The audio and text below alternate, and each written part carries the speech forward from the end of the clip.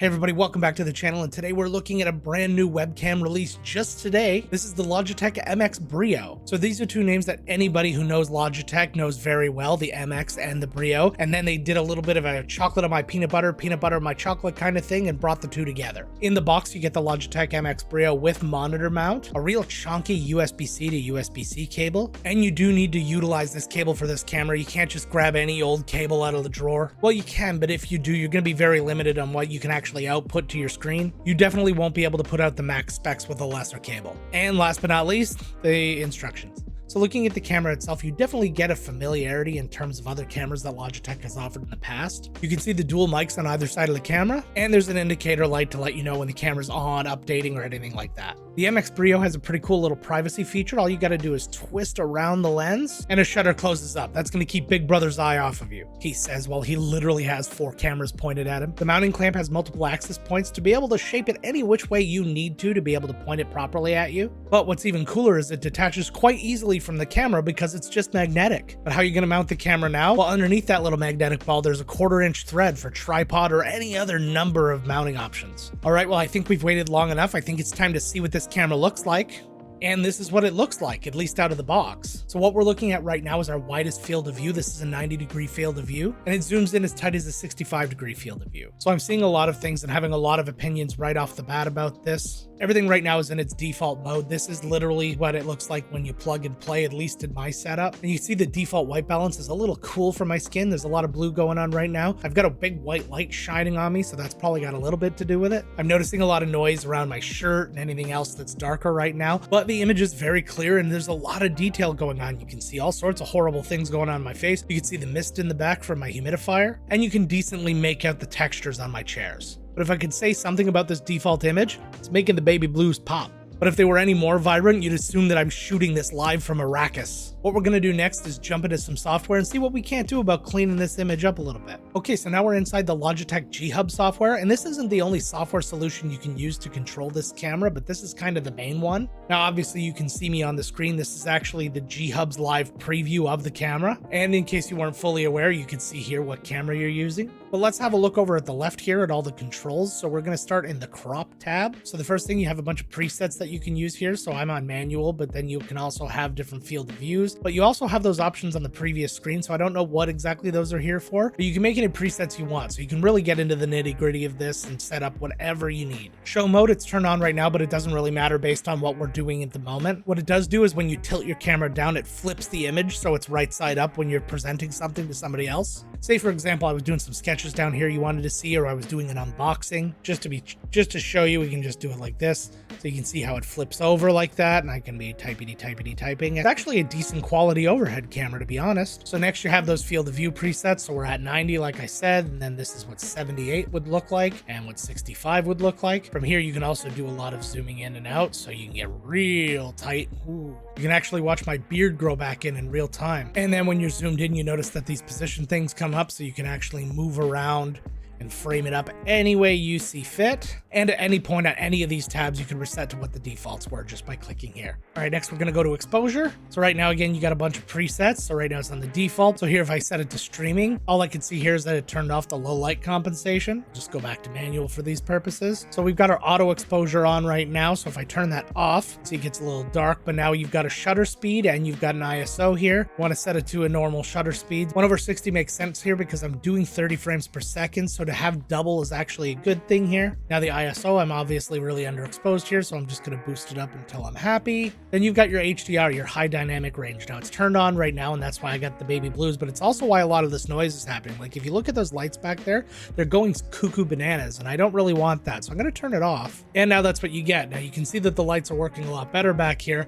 The color range is a little wonky on my face right now. I feel a little bit more muted than I did before, but you can see that a lot of the noise also disappeared. I'm not a fan of most HDR settings on most webcam software. So let's take this opportunity to go to image now, and this is going to give you a bunch of other stuff. So first thing you got is your white balance. It's on auto. Now you got a lot of different options here. So if I can hit warmer, that becomes a little bit more reasonable. And there's the cooler. Oh, there's a black and white one. Ooh, not gonna lie, this looks really good in black and white. So let's just go to the manual one, and we'll just kind of do all this from scratch. So we're going to turn off the auto white balance right here, and it gives you whatever this is. Then we're going to start messing around with it until we're happy. You'll notice that they added a tint here in the manual controls, something that's not in a lot of other webcam softwares, to be honest. And it just helps you compensate a little bit when too cool or too warm doesn't do much for your skin. And then you can mess with all the other settings down here. So you've got your brightness, just find those sweet spots so you don't overexpose yourself. Saturation, we want to get just maybe a little bit more color in if we can. Vibrance, we gotta bring things to life a little bit here.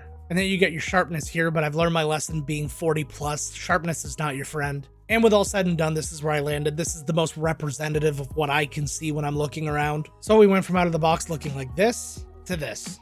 And the last thing that we have right here is our focus tab. Now it's on autofocus. It's actually a really good autofocus. You notice if I kind of move around quite a bit, it's keeping me in. There's not a lot of searching and breathing going on. It's really nice. But if we wanted to go manual, we do that, and then we just mess around until we find what we're looking for. It's always a lot harder doing it this way, but it's even worse when you're trying to slide and it's actually not showing you the values as you slide. You got to wait till you let go. So that means you have to just blindly pick a value and hope it's good and then just kind of adjust here and there. But we're just going to stick to autofocus for this. Now, I did say that the MX Brio had compatibility with more than one software solution, so let's have a look at the others real quick. So this is the Logitech Options software. It's a way to bring together a lot of hardware with different actions. So if I click on the camera here, you'll see where the preview would have been had I not turned it off. But you see a lot of the same things going on here. If I click on the settings, it's just going to have a lot of things. So I can do firmware updates. I can check the serial number, what the model is, all that kind of stuff. Got the anti-flicker here, the 50 and 60 hertz, store default settings, backup devices, all that cool stuff. If I go back to the camera and I actually click on here,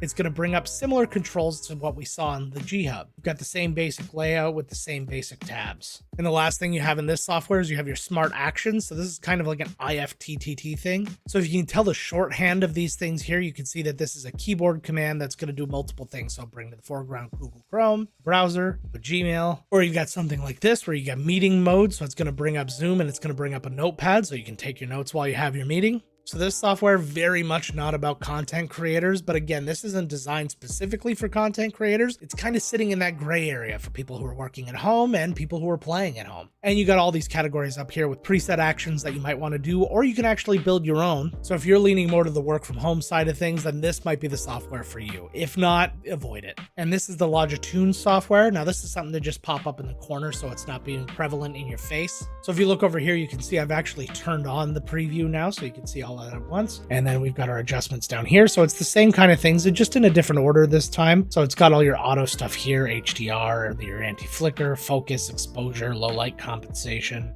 white balance, and then all the other stuff as well. But then it's also got some filters here. So you can do a little bit of messing around just by clicking on different things. Oh my God, that's terrible. So I will give it credit though, because after I went through all of that, you notice that it's all changed. And these are all the settings that I set up in the first place. And you'll see some other settings here. This is actually on the main page. So you've got right sight. So if you actually have the zoom in and you start moving around, it'll start to move around to kind of keep you in frame. The framing distance and framing speed are just things to help right sight figure out exactly how it wants you to be framed. And then again, you've got your show mode. And then you've got your built-in microphone, which we haven't listened to yet. And we don't usually listen to the microphones on cameras because they're just never as good as microphones for real, but they touted it as being a good microphone, so let's give it a listen. So this is what the audio of the MX Brio sounds like. I'm gonna actually take a listen to it after we shoot this little bit so I can get some impressions. My personal expectation is that the audio is going to be overall pretty weak. It'd be very acceptable for a business call or something like that, but for a content creator, it's not going to cut the mustard. But let's have a listen. Okay, it's as I expected. The audio was trash. It was so noisy. It was so echoey. It was just really not good. Again, I'm probably of the opinion at this point that microphones just don't belong on webcams anymore. And if you're going to get any realistically usable audio out of that, you're probably going to be using a lot of filters. Even if you're the work from home type, you're going to be leaning on a lot of features from Zoom or whatever to be able to cut that noise down. So the MX Brio retails for $199.99 US. That's $100 cheaper than the Elgato Facecam Pro or the Razer Keo Pro Ultra. And it's right at the same price point as the HyperX Vision S. So this being lined up with the price point of the HyperX Vision S makes sense to me because I find those to be very comparable cameras. And they're also the two cameras of the ones that I've reviewed that have been really, really vague on what their actual sensor is. They just say it's an advanced sensor, it's a great sensor, but it doesn't tell you what size sensor it is. But overall, it's a good price considering the market that it's in. But I think now's the time to rate this thing, so let's talk design. I mean, it's weird to talk about design with webcams because there's not a whole lot of innovation going on right now. I really like the privacy shutter and how easy that is to activate, very similar to the Razer Kiyo Pro Ultra. I do like the fact that there's a magnetic connection between the camera and the mount, and the fact that there's a thread underneath that so you can mount it in a different way. Again, I'd suggest to scrap the microphones altogether, but again, this is a problem that Logitech is having right now. They're trying to really ride that line between business and gaming. And given the fact that they're coming out with another version of this same camera, this is the 700 model, the 705 is going to be their enterprise version, but according to everything I've looked at, it's the exact same camera. It looks the same, has the same specs, so I don't really know what it is, but this is where the separation needs to take place. They need to put out two very different cameras for two very different user bases. But I'll give design an 8. It looks pretty cool. There's no glaring omissions. Functionality, it does everything you want a webcam to do. There's a lot of controls over the actual image, and you have a lot of different ways to access that through 3 different software solutions, so I'll give it an 8. Looking at features, it's taking some swings. It's got the show mode, which is pretty cool. It's got a bunch of presets for you in the software, so if you're not really one to tinker with those sort of things, it's nice that you have them. But there's nothing mind-blowing in there to set itself apart from any of the other cameras, so we're gonna give it a 7 for features. Quality, it takes a nice clear image. We talked about the baby blues. It just takes a little bit of fine-tuning to really get it to where you want it to be. So I'll give it an 8 for quality because you can get there. And in terms of value, this is kind of sitting at the highest pantheon of the different webcams that are out right now, but it's at the lowest price point, so I gotta give it a 9. So that's a 40 out of 50, so that gives us 80%. Let me know down in the comments, do you agree or disagree with any of those findings? And while you're down there, if you're still with us, you probably enjoyed the video enough to click the like, and if you haven't clicked subscribe yet, why don't you do it now? Ring the bell as well so you know when I got new videos coming out. And while I've still got you here, why don't you check out these videos, a couple of the competing webcams, and then down here, subscribe to those little circles, okay? Until next time, my friends, let's get to work.